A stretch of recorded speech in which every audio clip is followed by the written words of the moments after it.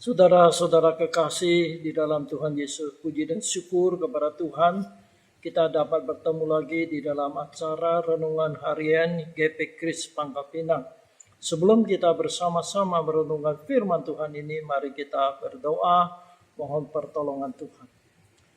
Bapa di dalam surga, terima kasih Tuhan telah memimpin kami sehari lewat sehari, sehingga pada hari ini kami boleh kembali menghadap hadirat Tuhan. Kami mohon Tuhan tolonglah kami di dalam perjalanan hidup kami hari ini. Pada saat ini kami mau baca dan renungkan firman-Mu. Buka hati kami untuk mengerti firman-Mu. Roh Tuhan memimpin kami. Terima kasih Tuhan. Dalam nama Tuhan Yesus kami berdoa. Amin. Saudara sekalian, kita bersyukur kepada Tuhan 2 hari lagi. Kita bangsa Indonesia akan merayakan hari ulang tahun kemerdekaan yang ke-76. Kita bersyukur bahwa kita sudah merdeka dari penjajah kita. Kita jangan lupa mengingat kepada jasa-jasa para pejuang kemerdekaan kita. Kita berdoa supaya kita juga ambil bagian dalam mengisi kemerdekaan Indonesia ini, melakukan hal-hal yang berkenan di hati Tuhan, boleh menjadi berkat bagi orang lain, itu supaya bangsa kita mendapat keadilan sosial, sehingga bangsa kita menjadi bangsa yang besar, bangsa yang makmur. Kiranya Tuhan berkati kita. Hari ini kita akan melanjutkan renungan kita tentang riwayat Tuhan Yesus. Dan tema kita adalah Tuhan Yesus berdoa pada pagi hari.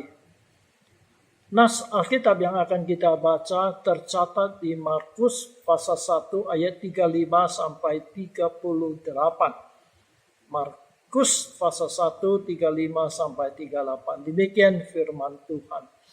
Pagi-pagi benar waktu hari masih gelap, ia bangun dan pergi keluar.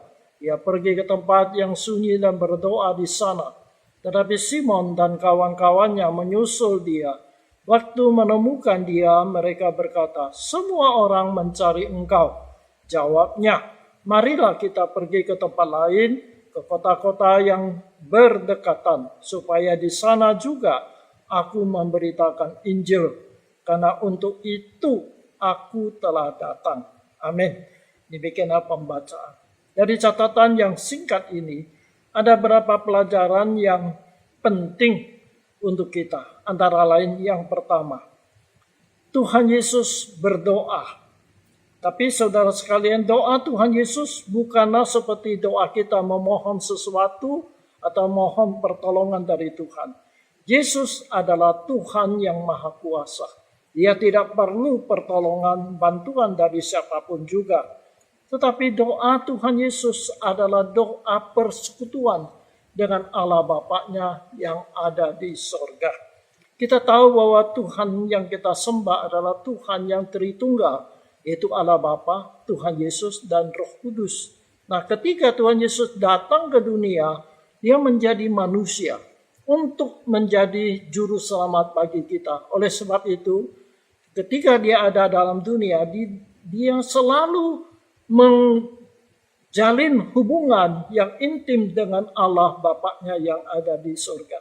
Oleh sebab itu tadi kita baca bagaimana Tuhan Yesus berdoa kepada Bapaknya yang ada di surga. Sekali lagi, doanya bukan permohonan pertolongan, tetapi adalah doa persekutuan dengan Bapaknya yang ada di dalam surga. Yang kedua kita lihat, di dalam kesibukan pelayanan Tuhan Yesus, dia selalu menyisihkan waktu untuk bersekutu dengan Bapaknya yang ada di surga. Kita ingat sehari sebelumnya, Tuhan Yesus melakukan banyak pelayanan, menyembuhkan orang sakit, mengusir roh-roh jahat, dan sebagainya. Sampai malam, banyak orang yang datang mencari pertolongan Tuhan kita. Kita tidak beritahukan kepada kita sampai jam berapa Tuhan Yesus melayani mereka. Tetapi pasti sudah sekian lama Tuhan Yesus melayani mereka sepanjang malam itu. Tapi pada pagi hari dia sudah datang kepada Bapaknya di surga. Jadi saudara sekalian, ini contoh yang baik supaya kita belajar. Yaitu dalam kesibukan-kesibukan kita tetap harus menyisihkan waktu untuk bersekutu dengan Allah kita yang ada di dalam surga. Seperti tadi saya katakan, Tuhan Yesus dalam kesibukan-kesibukan yang luar biasa, tetapi dia menyisihkan waktu untuk berdoa kepada Bapaknya di dalam surga. Kiranya Tuhan menolong kita supaya kita jangan terlalu sibuk dengan hal-hal duniawi atau aktivitas kita sehari-hari, sehingga kita tidak ada waktu untuk berdoa. Kita harus belajar menyisihkan waktu untuk berdoa kepada Bapa kita yang ada di dalam surga. Yang ketiga, kita baca, dikatakan bahwa pagi-pagi buta sebelum bumi menjadi terang, Tuhan Yesus keluar lalu mencari tempat yang sepi, di situ dia berdoa. Saudara sekalian, kemungkinan besar Tuhan Yesus malam itu menginap di rumah Petrus. Nah, Tuhan Yesus tidak saja menginap di situ, murid-murid yang lain pun banyak yang datang, yang bersama dengan dia itu nginap di sana. Tetapi Tuhan Yesus pagi-pagi dia sudah pergi keluar dari rumah itu, lalu mencari tempat yang sepi untuk berdoa. Saudara sekalian, kenapa Tuhan Yesus pergi dari rumah Petrus untuk mencari tempat untuk berdoa? Karena di rumah Petrus itu banyak orang, sehingga doanya akan terganggu oleh keramaian orang. Oleh sebab itu saudara sekalian, satu pelajaran bagi kita. Kalau kita mau berdoa dengan baik, kita harus mencari tempat yang sepi, supaya doa kita itu tidak terganggu oleh orang lain. Tuhan Yesus pernah berkata demikian di dalam Injil Matius pasal 6 ayat 6. Tetapi jika engkau berdoa, masuklah ke dalam kamarmu, tutuplah pintu dan berdoalah kepada Bapakmu yang ada di tempat tersembunyi. Maka Bapakmu yang melihat yang tersembunyi akan membalasnya kepadamu. Di sini Tuhan Yesus mengajar kita, waktu kita berdoa, kita tutup pintu kamar kita. Maksudnya apa? Bukan berarti bahwa setiap kali kita berdoa harus tutup pintu. Tapi tujuannya adalah supaya doa kita tidak diganggu oleh orang lain. Ini tidak berarti bahwa di tempat ramai kita tidak boleh berdoa. Tetapi adalah suatu hal yang sangat penting ketika kita berdoa secara pribadi kepada Allah kita di surga. Kita harus cari tempat yang sepi, supaya doa kita khusyuk, tidak diganggu oleh orang lain. Saudara sekalian, kiranya Tuhan menolong kepada kita. Ada orang yang ketika dia membangun rumah, dia membangun atau mendirikan satu kamar khusus di mana dia boleh berdoa sendirian di sana, tidak diganggu oleh orang lain. Itu memang suatu hal yang baik, saudara sekalian. Sekali lagi, kalau kita berdoa, kita harus mencari tempat yang sepi, tempat yang tidak diganggu oleh keramaian-keramaian orang lain, supaya doa kita tidak terganggu oleh orang lain. Yang ketiga, yang keempat, di sini katakan bahwa Tuhan Yesus pagi-pagi buta, dia sudah pergi cari tempat yang sunyi, di situ dia berdoa. Sekali lagi tadi saya katakan, Tuhan Yesus semalam itu melayani orang sampai jauh malam. Tetapi pagi-pagi dia sudah berangkat cari tempat yang sunyi untuk berdoa. Saudara, Tuhan Yesus waktu itu adalah dalam keadaan sebagai manusia. Seorang manusia tentu ada kelemahan-kelemahan tubuh jasmani. Pagi adalah waktu kita istirahat yang paling nyaman. Tetapi kita lihat Tuhan Yesus, dia melawan keadaan tubuh jasmaninya. Pagi-pagi dia sudah cari tempat untuk berdoa. Saudara, ini adalah satu contoh yang baik. Supaya setiap kali kita mau berdoa, hari yang paling baik, waktu yang paling baik adalah waktu pagi hari. Sebelum kita mulai aktivitas kita, sebelum kita melakukan sesuatu pada hari itu, mari kita datang kepada Tuhan, hadap kepada Tuhan. Pagi-pagi kita berdoa. Satu contoh yang baik. Kiranya Tuhan menolong kepada kita semua saudara sekalian. Kalau biasa-biasa kita nggak pernah doa pagi, mari kita membiasakan diri.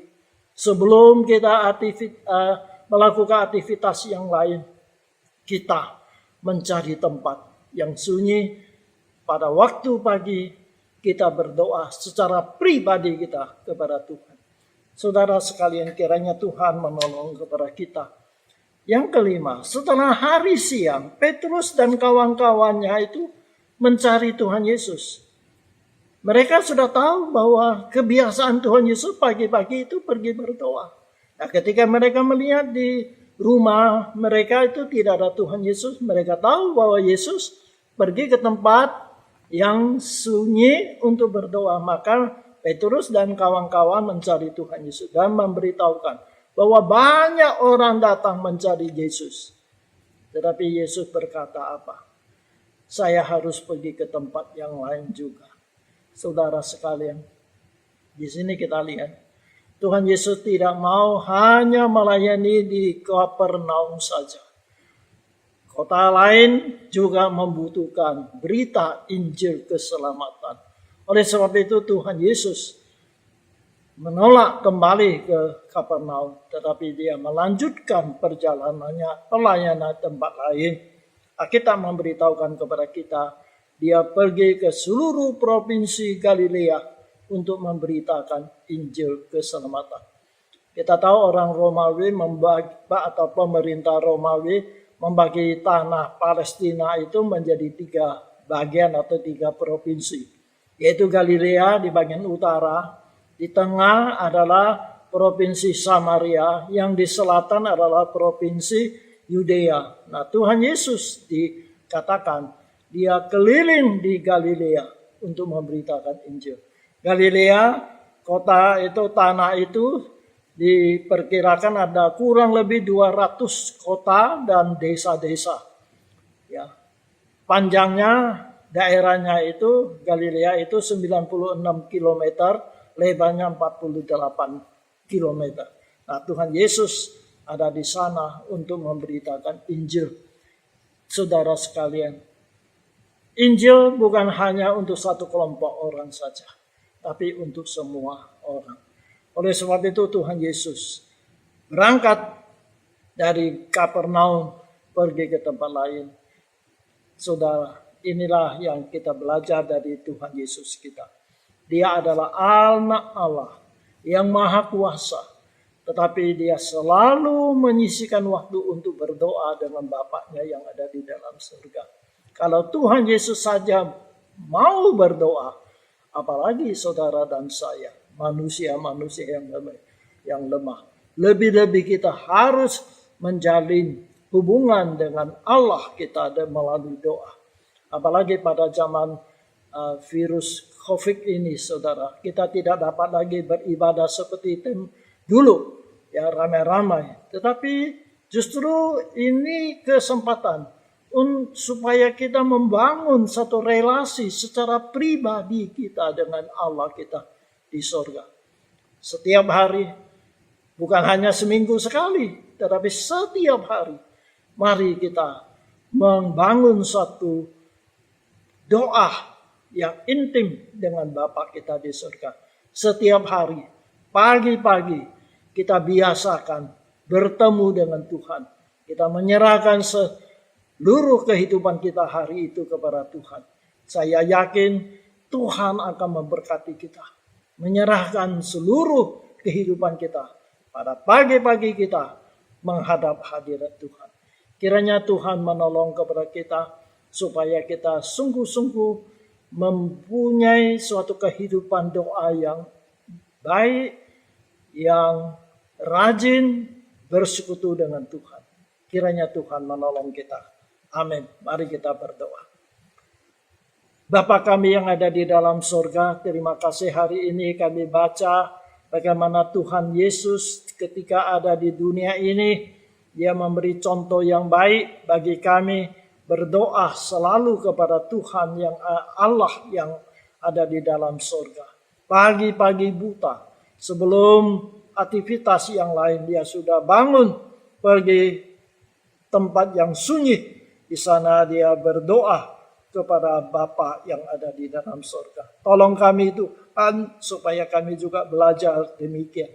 Dalam kesibukan-kesibukan pekerjaan kami menyisihkan waktu yang terindah, yaitu pagi hari kami datang berdoa di hadirat-Mu. Terima kasih. Terutama pada masa pandemi virus COVID ini ya Tuhan. Kami tidak dapat lagi beribadah seperti dulu-dulu ramai-ramai di gereja. Tetapi ya Tuhan, kami boleh menyisihkan waktu kami selalu berdoa kepada Engkau secara pribadi. Bapa di dalam surga, kami berterima kasih juga 2 hari lagi bangsa kami Indonesia akan merayakan atau memperingati hari ulang tahun kemerdekaan Indonesia yang ke-76. Terima kasih Tuhan, Engkau memberikan kemerdekaan ini kepada bangsa kami, sehingga kami tidak lagi dijajah oleh orang lain. Terima kasih Tuhan. Kami berdoa bagi para pemimpin bangsa kami ya Tuhan. Presiden kami, wakil presiden dan pembantu-pembantu. Demikian juga kepala-kepala daerah, gubernur-gubernur, bupati, wali kota dan sebagainya. Biar Tuhan tolonglah bangsa kami perjuangkan kemerdekaan ini dengan melakukan hal-hal yang berkenan kepada Engkau. Terima kasih Tuhan. Pada masa-masa pandemi ini kami mohon Tuhan beri hikmat, kemampuan kepada pemerintah kami untuk mengatasinya. Ini juga bangsa kami Indonesia seluruhnya kami serahkan kepada Tuhan. Engkau tolonglah supaya di Indonesia kami sungguh-sungguh dapat hidup makmur dan hidup di dalam keadilan. Terima kasih Bapa, terima kasih. Kami serahkan sekali lagi ya Tuhan untuk bangsa dan negara kami Indonesia ini kepada Engkau. Engkau pimpin dan Tuhan berkati. Supaya bangsa kami sungguh-sungguh menjadi bangsa yang berkenan di hati Tuhan. Terima kasih. Dalam nama Tuhan Yesus kami berdoa. Amin. Kiranya Tuhan berkati kita semua saudara sekalian. Sampai berjumpa lagi pada kesempatan yang lain.